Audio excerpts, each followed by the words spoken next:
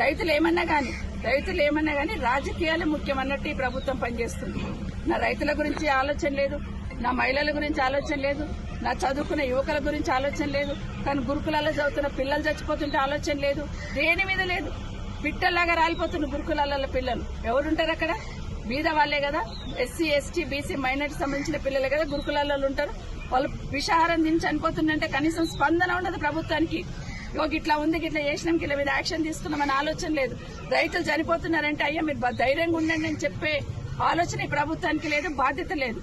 Urea గురించి మాట్లాడుతున్నారు.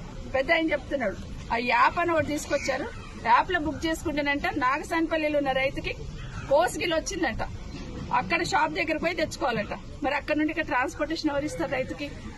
ఇవన్నీ ఆలోచన లేని పనులు, ఏదో ఒకటి చేయాలని ఆలోచన. మరి కేసీఆర్ ఉన్నప్పుడు ఎందుకు యూరియా సమస్య, రైతులకి ఎరువుల సమస్య రాలేదు? అంటే చిత్తశుద్ధి ఉన్న నాయకుడు ఉన్నాడు కాబట్టి రైతులకి వర్షం పడక ముందే ఒక 2 నెలల ముందే ప్రణాళిక చేసుకున్నాడు కేసీఆర్ గారు. వర్షం పడుతుంది, ఇంక విత్తనాలు వేస్తుంటారు, ఎరువు ముందే